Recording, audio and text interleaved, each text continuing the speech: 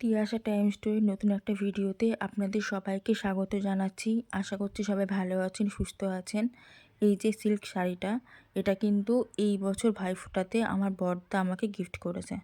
এবার আমি ঠিক করিনি সরস্বতী পুজোয় কী পরবো, তো এটাকে রেখে দিয়েছিলাম। তো ভাবলাম যে এটাই পরি, কারণ লাল শাড়ি একদমই পরা হয় না, আর এটা সিল্কের ওপর আছে, মানে কমফোর্টেবলও হবে। তো সেই জন্য এই শাড়িটা পরবো বলে ঠিক করেছি। ফলস পিকো সমস্ত করে নিয়ে এসেছি। তো সব কিছু নতুন পরেছি, শাড়িটা নতুন, ব্লাউজটা কয়েকবার পরা, আর তার সাথে যে সেটগুলো, এগুলো সমস্ত নরেন্দ্রপুর রামকৃষ্ণ মিশনে যে মেলায় গেছিলাম ওখান থেকে কিনে এনেছিলাম। তো সব কিছু কিন্তু নতুন, এই চুড়ি, আংটি, নেকলেস সমস্ত কিছু। তো পরবো, কেমন লাগলো অবশ্যই কমেন্ট করে জানাবেন। জানাই সরস্বতী পুজোর অনেক অনেক শুভেচ্ছা। সবার নিশ্চয়ই সরস্বতী পুজো খুব ভালো কাটছে।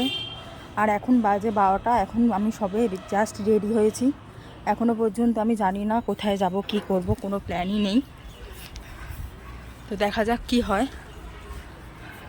অনেক বছর পর সরস্বতী পুজোর সাজলাম, অনেক বছর পর, প্রায় 3-4 বছর তো হয়েই গেছে। এই চুড়িগুলো কিনেছিলাম, এই গলার সেটটা আর এই হাতের আংটিটা সমস্ত নরেন্দ্রপুর রামকৃষ্ণ মিশনে যে মেলা বসেছিল ওখান থেকে কিনেছি। তো বেরোই, দেখা যাক কি হয় না হয়। বহু বছর পর এরকম সরস্বতী পুজোতে রেডি হলাম। বিগত 3-4 বছর তো সরস্বতী পুজোতে কোথাও যাইনি, রেডিও হয়নি, যাইও নি, কিচ্ছু না। তো এবছর যাচ্ছি। তো এই যে গলার হারটা, কানের দুল, এই ইয়াররিং, এই ব্যাঙ্গেল, এগুলো সমস্ত রামকৃষ্ণ মিশনে যে মেলা বসেছিল ওখান থেকে কিনেছিলাম। আর এই শাড়িটা এই বছর ভাইফোঁটাতে আমার বড়দা আমাকে দিয়েছেন। তো যাই, বেরোই, রেডি হয়ে গেছি মোটামুটি। সিম্পলের ওপর, আমি খুব একটা বেশি সাজগোজ পছন্দ করি না। তো বেরোই। ঘরের মধ্যে গিয়ে শুধু পারফিউমটা দেওয়া বাকি ছিল, আর চুলটাকে একটু সেট করলাম। তো এরপর বেরোচ্ছি। বেরিয়ে এখনও জানি না কোথায় যাব, কারণ কোনো ঠিক করা হয়নি। তবে কোনো রেস্টুরেন্টে যাব এটা শিওর, কারণ দুপুরবেলা খাওয়া দাওয়া করতে হবে। তারপরে একটা মুভি দেখার প্ল্যান রয়েছে, এবার কতটা কি সাকসেসফুল হবে আমি সত্যিই জানি না। তো যাই হোক, এখন বেরোলাম। তো বাড়ির সামনে দিয়ে যাচ্ছি, বাড়ির কাছেই তো দুটো পরপর স্কুল, মাঠের এদিকে মেয়েদের স্কুল আর মাঠের এপারে ছেলেদের স্কুল। তো কত মেয়ে ছেলে সবাইকে দেখছি শাড়ি পরে পরে ঘুরতে, আর আমার না সেই ছোটোবেলার স্কুলের কথা মনে পড়ে যাচ্ছে। আমরাও এরকম শাড়ি পরে পরে থাকতাম, হস্টেলে থাকতাম তো বেরোতে দিত না, ওই গেটটার সামনে শাড়ি পরে দাঁড়িয়ে থাকতাম। তো এদেরকে দেখছি এরকম অবাধ ঘুরে বেড়াতে, দেখে এত ভালো লাগছে না কি বলবো। তো যাই হোক, ওখান থেকে চলে এসেছিলাম বাবু কালচারে। বাবু কালচারে কিন্তু লাইফে আমি ফার্স্ট টাইমই এলাম। সব থেকে ভালো লাগলো ওদের এই ঝাড়বাতিটা, ভীষণ সুন্দর ঝাড়বাতি। আর আউটলেটটা খুব বেশি বড় না, তবে খুব সুন্দর করে কিন্তু সাজানো।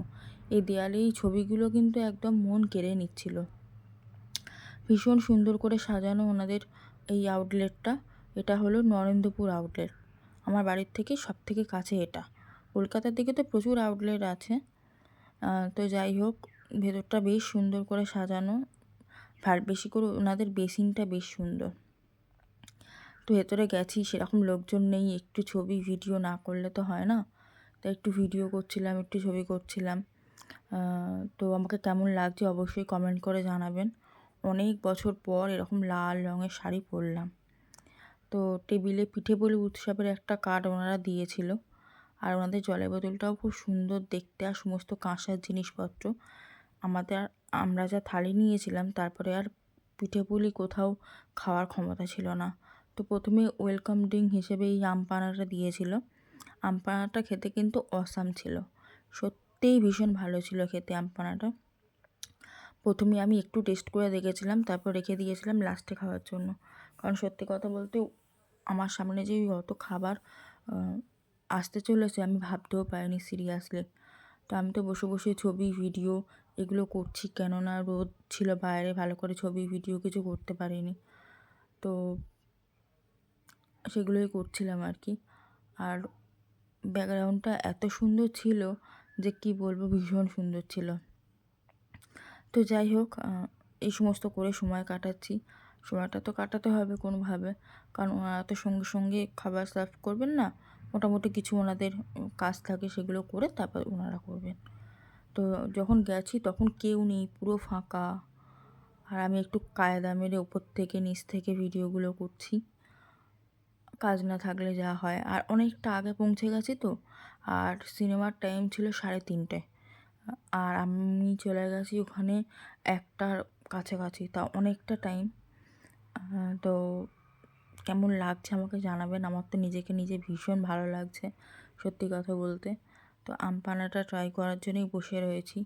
তো খেয়ে দেখবো কেমন। আমার ভালো লেগেছিলো সত্যি কথা, এখন ভয়েস ওভার যখন দিচ্ছি সত্যি ভালো লেগেছিলো ভীষণ। ওনাদের প্রত্যেকটা খাবারই আমার খুব ভালো লেগেছে। মানে অনেক অন্যান্য রকম খাবার দাবারও ছিল যেগুলো খাইনি কখনো। তো যাই হোক, এরপর কিন্তু খাবার দাবার চলে এসেছে। খাবার মধ্যে যেগুলো ছিল বলে দিই, শুক্তো ছিল, ভেজ ডাল ছিল, এখানে ছিল ফিশ ফ্রাই, ওখানে ছিল মুরগি বাটা, লুচি, আলুর দম, রসগোল্লা, এখানে ছিল ইলিশ মাছ, এখানে ছিল চিকেন, এখানে বাসন্তী পোলাও, এমনি ভাত, ফিশ ফ্রাই, আলু ভাজা, ঝুরি আলু ভাজা, পাঁপড়, আর ছিল বেগুনি। আর পরে দিয়ে গেছিলো ওনারা ডাবের পায়েস। এই এত কিছু একা খাওয়া জাস্ট ভাবতে পারছি না। আমি জীবনেও এত কিছু সত্যি কথা বলতে একা খেতে পারি না। তো বরিশালের মুরগি বাটাটা ফার্স্ট টাইম ট্রাই করলাম, বাদবাকি সব খাবার তো খাওয়া হয়েইছে। ওটা কিন্তু ভীষণ ভালো ছিল খেতে। তো যাই হোক, খাওয়া দাওয়া হয়ে গেছে, বাইরেটায় বেরিয়ে গেছি। বাইরে প্রচুর লোক ছিল ওয়েটিংয়ে। সবাই মোটামুটি আমরা যে কজন ব্যাচে বসেছিলাম তারপর আমরা বেরোতে তারা সবাই ঢুকলো, যেহেতু বাবু কালচার এই আউটলেটটা খুব বেশি বড় না, তো সেই কারণের জন্য। তো এখানে ওই খাওয়া দাওয়া করে না একদম নড়তে চড়তে পারছিলাম না, এত কষ্ট হচ্ছিল। তো যা হোক করে ওখান থেকে চলে এসেছি নরেন্দ্রপুর হুড স্কোয়ার মলে। তো এই দেখুন মুখ টুকগুলো মানে এত অস্বস্তি হচ্ছে শরীরে, একে টাইট সায়া, তারপর ওই চেপে খাওয়া। তো দেখবো আজকে বিজয়নগরের হিরে। এটা তো রিলিজ হওয়ার কথা ছিল 2025-এ, হয়নি, 2026-এ আজকে হলো। তো আজ কিন্তু প্রচুর মুভি রিলিজ হয়েছে, সবগুলো দেখব। আর এখানে শুরু হচ্ছে বিজয়নগরের হিরে। আমার তো এরকম সিনেমা দেখতে সত্যি খুব ভালো লাগে, নতুন করে বলার কিছু নেই।